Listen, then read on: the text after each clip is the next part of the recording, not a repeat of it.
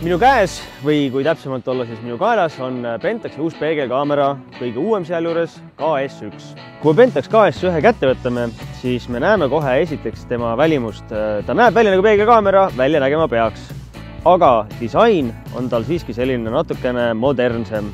Sellised sirged, konkreetsed jooned ja natukene kandiline.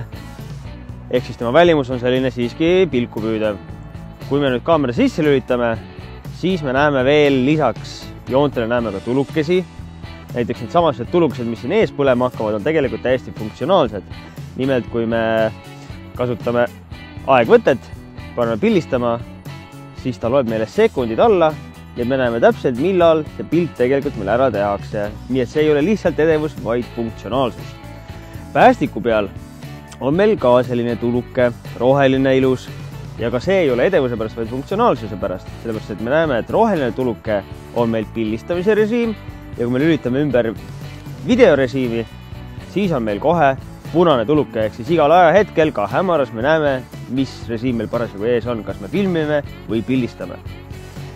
Kõige suurem erinevus tegelikult, või siia uuenduslikkus, avaneb meile kaamera tagumiselt küljelt. Ja selleks on režiimi valiku ketas. Nimelt ei ole sellel kaameral mitte peal, kus traditsiooniliselt asub siis režiimi valiku ketas, vaid on siin taga. Ja siin on samamoodi, kui me valime režiimi, siis see režiim läheb meil ilusti roheliselt põlema see tuluke. Ja ka nii-öelda see okei nupp meil helendab ilusti ja ka see ei ole niisama, sellepärast et meil on praegult on aktiivsed kõik need funktsioonid siin külje peal. Kui me nüüd hoiame aga nupu all, tuli kustub ja aktiivsed ei ole mitte funktsioonid, vaid nooled. Näiteks saame valida teravustamise punkti.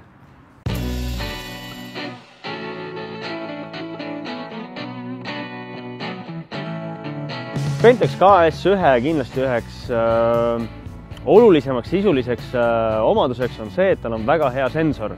20 megapikseline suure lahutusvõimega ja tema kõige iseloomulikumaks omaduseks on loomulikult AA ehk siis madalpääsfiltri puudumine. See filter on sensori ees ja tavaliselt ta teeb pildi udusemaks. Aga sellel kaameral seda filtrit seal ees ei ole, seega on pildid teravamad. Ja tegimegi siit ühe foto vaatest, kus meil jääb siis see nii-öelda Pläsku ja Emajõgi peale ja ka Atlantis. Ning tõesti, kui me pilti vaatasime, siis me näeme, et tõesti teravust on, meil on hea dünaamiline ulatus, ehk siis meil taevas ei ole üle põlenud, pilve tekstuur on kõik näha, jõgi on pildi peal, ka varjulised alad on pildi peal. Nii et pildiliselt on tegemist siiski äärmiselt võimeka kaameraga.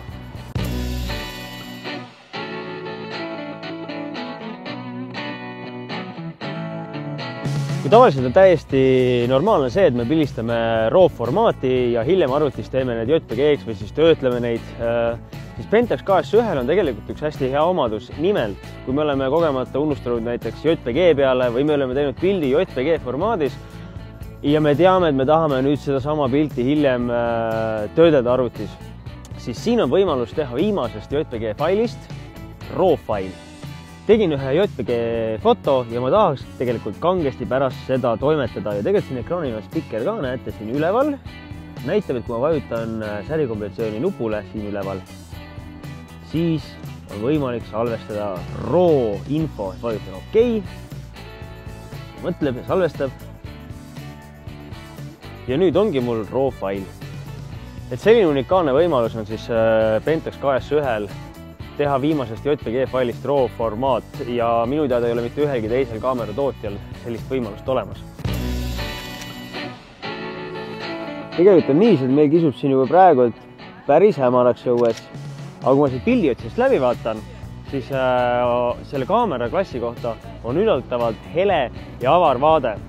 Ja see on sellepärast, et siin sees ei ole mitte peegelprisma, vaid on pentaprisma.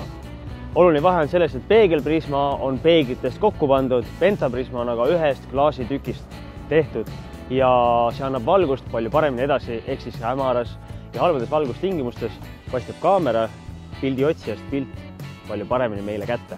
Kui me päris alguses vaatasime, et sellel kaameral on tagapool on meil see režiimivaliku ketas ja meil on palju nuppe, mida me saame kasutada, et muuta igasuguseid seadistusi, siis tegelikult üheks oluliseks omaduseks on ka nii-öelda kaamera kiirmenüü. Kui me vajutame info nuppu, me jõuame kohe menüüsse kus on meil põhimõtteliselt kõik sellised olulisemad parameetrid ja seadistused meil välja toodud. Kõike seda saame ka menüüst muuta, aga siit on palju lihtsam ja kiirem seda teha.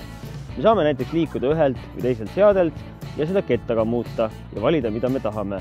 Aga me saame ka OK nupule vajutada ja siis me näeme korraga kõiki valikuid selle seadistuse all ja neid mugavalt valida.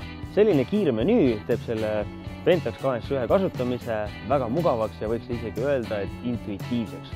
Praeguseks hetkeks on tegelikult meil juba nii hämaraks läinud, et me saame Pentax 2.1 proovida ka kõrge tundlikkusega pilti pildistada.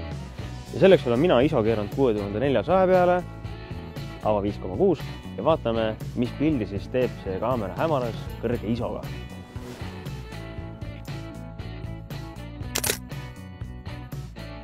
Pilti vaadates muidugi näeme, et jah, tõesti müra on, aga võtame arvesse, et me kasutasime praegu ISO 6400 ja meil on päris hämar.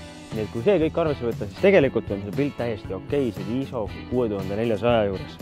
Meie jaoks on tegelikult praegu juba nii hämaraks läinud, et me peame oma video kokku võtma ja oma asjad kokku korjama. Küll aga oleme saanud siin Pentax 2.1 katsuda ja proovida erinevates tingimustes ja tegelikult lõppkokkuvõttes võib öelda, et vaatamata sellele, et alguses jätab võib-olla nii mõnelegi natukene mänguasja mulje, on tegemist väga tõsise kaameraga. Pildi kvaliteet on hea, pilt on terav, teravustamine, nii nagu me täna tegelikult siin avastasime, vahepeal on väga kiire, kõrge ISO-ga saab pilti teha ja võimalused ja neid on veel hulka rohkem kui see, mida me suutsime täna teile üldse näidata. Nii et tegelikult oleks kõige mõistlikum minna kas või Fotopunti poodi, võtta see kaamera ja ise lähemalt tutvust teha.